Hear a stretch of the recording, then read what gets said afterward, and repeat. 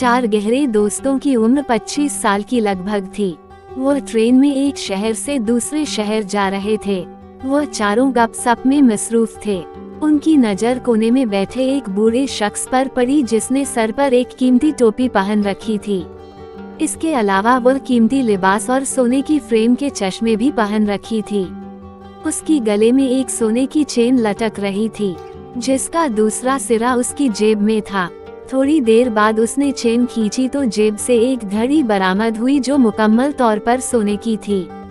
इसकी हर चीज और हुलिया अमीर शख्स होने की गवाही दे रहा था।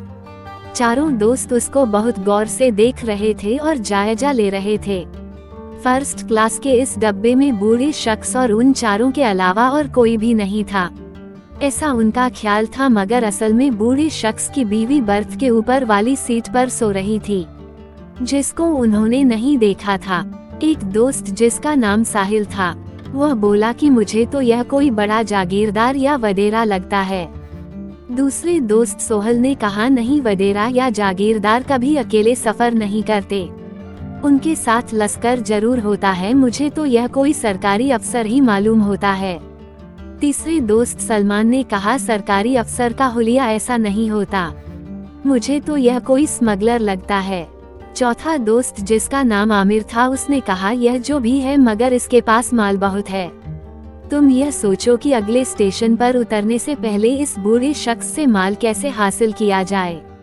यह जो भी है मगर हमें माल से ही मतलब होना चाहिए। चारों ने फैसला किया कि इस बूढ़े शख्स को डराने की कोशिश करते हैं। चारों बूढ़े शख्स के पास आए और कहा, बाबा जी, यह सोने की चेन और घड़ी हमारे हवाले कर दो। इसके अलावा जो भी कीमती सामान तुम्हारे पास है वह हमें दे दो, वरना हम तुझे ट्रेन की खिड़की से नीचे फेंक देंगे। यह धमकी सुनकर बुढ़िया ने नीचे झांक कर कहा, क्यों बे, मेरे सरताज को तन्हा समझ रखा है क्या? अगर इसको हाथ भी लगाया तो चारों की टांगे तोड़ दूंगी। यह सुनकर नौजवान चौंक पड़े कि बुढ़िया आसमान से गिरी है क्या। अब इन चारों ने अपना तरीका वारदात बदल लिया और बूढ़े आदमी से कहा, जनाब, आप जानते हैं कि सफर बहुत लंबा है, वक्त गुजारने के लिए कोई ना कोई बहाना होना चाहिए ताकि सफर आसानी से कट सके। हमारे दिमाग में एक खेल है, अगर आप इजाजत दो तो वह खेल खेले। बूढ़े शख्स ने हाँ में सर हिलाया। चारों पर एक नजर डालने के बाद कहा, वह खेल मंजूर है जो आप खेलना चाह रहे हैं। चारों दोस्त ने बूढ़े को खेल की शर्त बताते हुए कहा, हम चारों में से हर शख्स एक किस्सा सुनाएगा। अगर आपने इस किस्से को सच न माना तो फिर आपकी जेब में जो कुछ भी होगा वह हमारा होगा। यही कानून हम चारों पर भी लागू होगा। अगर आप हमें कोई किस्सा सुनाएंगे, अगर हमने यकीन न किया तो कपड़ों के अलावा हमारे पास जो कुछ भी होगा वह आपका ही होगा। बूढ़े आदमी ने कहा, मुझे मंजूर है, बल्कि 100% मंजूर है। बूढ़े आदमी ने कहा।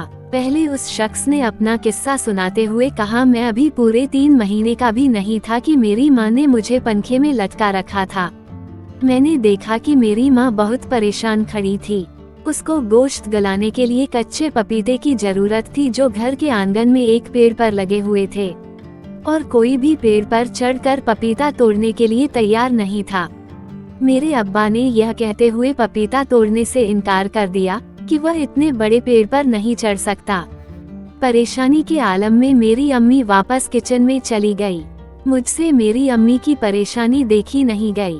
मैं पंखे से उतरकर पेड़ पर चढ़ गया, पपीता तोड़कर किचन के दरवाजे पर रख दिया और दोबारा पंखे पर लटक गया। मेरी माँ पपीते को देखकर हैरान हुई। अब आप बताएं, मेरी यह बात झूठ है या सच? चारों आदमी ने कहा, हम यकीन करते यह बात सच है। अब दूसरे शख्स सोहेल ने अपना किस्सा सुनाना शुरू किया। कहने लगा, एक दफा मैं सड़क के किनारे चल रहा था कि एक नीम के पेड़ के नीचे बेर की साइज जैसी निमकोड़ी पड़ी हुई थी। मैं उनका साइज देखकर हैरान हुआ। एक निमकोड़ी उठाकर चखी तो मेरी हैरानगी में इजाफा हुआ। वह शहद की तरह मीठी थी। निमकोड़ी खाने के शौक में पेड़ पर चढ़ गया और ताज़ा ताज़ा निमकोड़ी खाने लगा। लेकिन अब मसला यह था कि मैं पेड़ से नीचे उतर सकता नहीं था, इसलिए मैं सीढ़ी वाले की दुकान पर गया, उससे सीढ़ी किराए पर ली, पेड़ के साथ सीढ़ी लगाकर नीचे उतर आया। अब निमकोड़ी के मीठे होने के बारे में आपका क्या ख्याल है? बूढ़े आदमी ने कहा, बिल्कुल, निमकोड़ी मीठी हो सकती है, इसमें कोई शक नहीं, और मैं आपकी अकल की दाद देता हूँ कि आप दुकान से सीढ़ी खरीद कर ले आए और पेड़ से नीचे उतरे दूसरे नौजवान का भी वार खाली गया। अब तीसरे दोस्त सलमान की बारी थी। अब सलमान मैदान में उतरा, कहने लगा, अपने कुछ दोस्तों के साथ में एक इलाके में घूमने गया। मुझे पता ही नहीं चला कि घूमते घूमते में एक जंगल में पहुंच गया, बल्कि आसपास के लोगों ने मुझे मना किया थे कि जंगल में नहीं जाना क्योंकि वहाँ एक आदमखोर शेर रहता है। शेर मेरे सामने आ गया और दहाड़ने लगा। दहाड़ से पूरा जंगल खौफजदा हो गया, मगर मैं सुकून से खड़ा रहा। मैंने शेर को समझाया कि मुझसे पंगा मत ले, मैं कोई आम आदमी नहीं हूँ, मैं तेरा जब्द तोड़ दूंगा। शेर ना माना और मुझ पर हमला और तेज कर दिया। वह जैसे ही मुझ पर हमलावर हुआ तो मैंने उसका निचला जबड़ा बाएं हाथ से और ऊपर वाला जबर दाएं हाथ से पकड़ लिया। वह अपना मुंह बंद करने की कोशिश कर रहा था, मगर मैंने मुंह बंद नहीं होने दिया और जबड़े पकड़कर शेर को 2 हिस्सों में तकसीम कर दिया। शेर बेजान होकर जमीन पर गिर पड़ा। मेरे दोस्त और जो लोग मुझे तलाश कर रहे थे वो वहां आ पहुंचे तो यह मंजर अपनी आंखों से देखकर हैरान हो गए। उन्हें यकीन नहीं आ रहा था कि मैंने शेर को हलाक कर दिया। आपको मेरी बात पर यकीन आ रहा होगा। बूढ़े आदमी ने सलमान से कहा, जी, आपका कद काठ देखकर इस बात का अंदाजा लगाया जा सकता है कि आपने जरूर शेर का शिकार किया होगा। मैं आपकी यह बात तस्लीम करता हूँ। तीसरा वार भी खाली गया।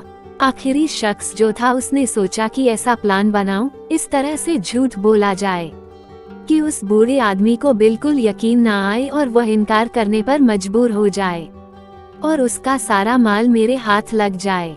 आमिर, जो चौथा दोस्त था, उसने बताया कि मैं एक बार मछली खरीदने के लिए समंदर में गया।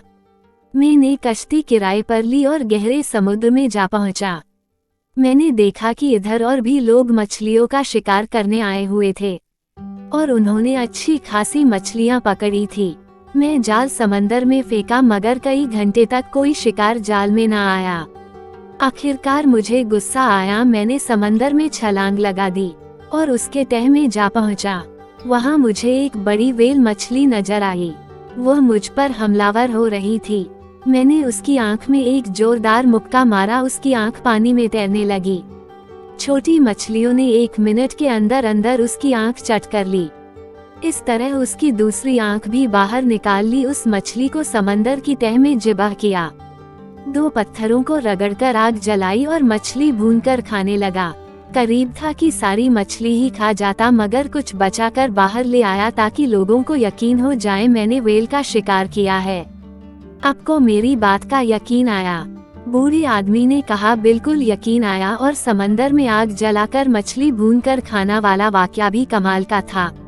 अब आखिरी वार भी खाली गया। चारों दोस्त नाकाम हो गए। थक हार के बूढ़े से कहा, अब आप कोई वाकया बयान करें जो हमें हैरान कर दे। बूढ़े ने कहा, मेरा एक बड़ा सब्जी उगाने का फॉर्म है जहां मैं सब्जी के साइज बड़े करने का एक्सपेरिमेंट करता हूं। 25 साल पहले मैं कद्दू बड़ा करने का एक्सपेरिमेंट किया जो कामयाब हुआ और कद्दू का साइज मामूली से बड़ा हो गया। इस तरह 4 कद्दू मामूली से बड़े हो गए, लेकिन जब उन्हें काटा तो हर कद्दू से एक इंसानी बच्चा निकला। वह चारों लड़के थे। मैंने उन्हें पाल पोस कर जवान किया। वह मेरे फार्म हाउस पर काम करते थे।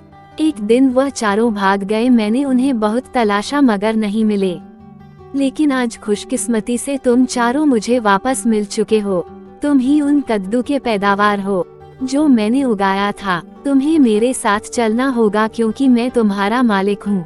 बोलो, मेरी बात पर यकीन है या नहीं? चारों ने सोचा कि अगर हम हमें जवाब देते हैं तो यह हमें साथ ले जाएगा और सारी जिंदगी गुलाम बनाकर काम करवाएगा, और अगर ना कहते हैं तो यह कपड़ों के अलावा सब लूट ले जाएगा। उन्होंने दूसरे ख्याल को बेहतर जाना और अपनी घड़ियां बटुए सारे पैसे उस बूढ़े के हवाले कर दिए। बूढ़े ने उनका सारा सामान एक गठरी में डाल दिया और अपनी बीवी के साथ अगले स्टेशन पर उतर गया। इसे कहते हैं 100 सुनार की एक लोहार की। आपको ये कहानी कैसी लगी हमें कमेंट करके जरूर बताइए, क्योंकि आपके कमेंट्स ही हमें और बेहतर लिखने के लिए प्रेरित करते हैं। अमीना कहानी वर्ल्ड को सब्सक्राइब करना न भूलें। धन्यवाद, शुक्रिया।